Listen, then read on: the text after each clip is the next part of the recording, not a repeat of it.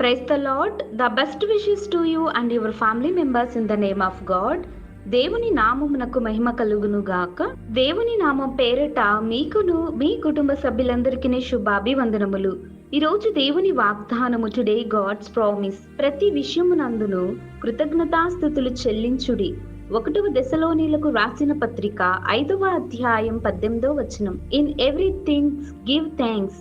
1 Thessalonians chapter 5 verses 18. క్రీస్తునందు ప్రియమైన సహోదరి సహోదరులారా, మన ప్రభువైన యేసు క్రీస్తు మనందరితోనూ ఈ ఉదయకాల సమయంలో శ్రేష్టమైన వాగ్దానమును దయచేస్తున్నాడు.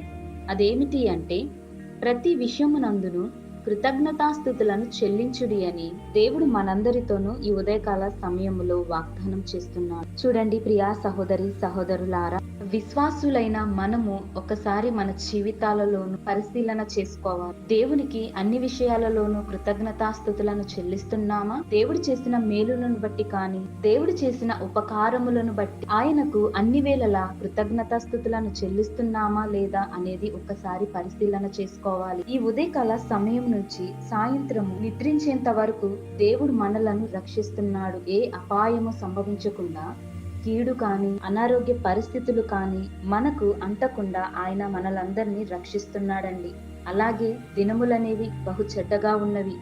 ఏ రోజున ఏమి జరుగునో ఎవరికి తెలియదు. అందును బట్టి దేవునికి ప్రార్థనలు చేయాలి. దేవుడు తన దక్షిణ హస్తముతో మనలందరినీ క్షేమముగాను కాపాడుతున్నాడని. కాబట్టి నీవు నేను మనమందరమును దేవునికి కృతజ్ఞత స్థుతులను చెల్లించేవారుగాను, కృతజ్ఞత భావాన్ని నిత్యము నీతిగాను జీవించాలి. కొందరైతే దేవుడు చేసిన మేలుల కోసం, దేవుడు చేసిన ఉపకారాల కోసం, దేవుడిచ్చు ఆశీర్వాదాల కోసం వెంటపడతారు. కానీ దేవుని యొక్క రక్షణలోనికి రామంటే ఎవరు రారు. దేవునిలో జీవమున్నది, దేవునిలో శక్తి బలము దాగి ఉన్నవని, దేవుని ద్వారా పరలోక రాజ్యానికి వారసులుగా ఉంటారని ఈ లోకంలో మనుషులు మర్చిపోయి ఆశీర్వాదాల కొరకు వెంటపడతారు. కానీ దేవుడిచ్చు ఆశీర్వాదం బహుశ్రేష్టమైనదండి.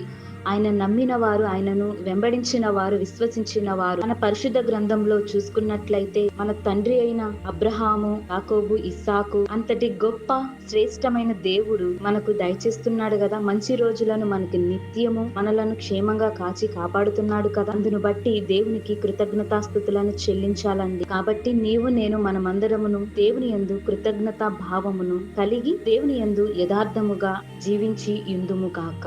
ప్రార్థన. మహాపరిశుద్ధుడైన మా యేసయ్య, జీవము గల దేవా, నీ యొక్క పరిశుద్ధ నామమును బట్టి నీకు వందనములు, స్తోత్రములు.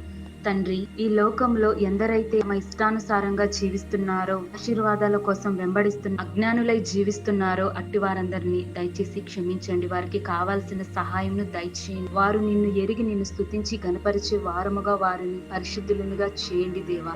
మాకిచ్చిన వాగ్దానాన్ని బట్టి మేము స్తుతిస్తున్నాము దేవా. ఈ ఉదయకాల సమయంలో మాకు బహుశ్రేష్టమైన దినమును మాకు దయచేసిన విధానాన్ని బట్టి, అందును బట్టి నీకు కృతజ్ఞతాస్తుతులను చెల్లిస్తున్నాం. ఈ రోజు మాకు దయచేసిన ఆహారం బట్టి, వస్త్రాలను, ప్రయాణాల్లో మాకు తోడుగా ఉన్న విధానాన్ని బట్టి, యోగం చేసే విషయాలలోను అన్ని విషయాలలో నీకు కృతజ్ఞతాస్తుతులను చెల్లించే వారముగా మేమందరమును ఉండి ఎందు భయము భక్తి కలిగి జీవించుకునే ధన్యతను మాకు దయచేయమని నజరేయుడైన యేసుక్రీస్తు నామమున ప్రార్థించి బ్రతిములాడి వేడుకొని పొందుకొని ఉన్నాము తండ్రి. ఆమేన్.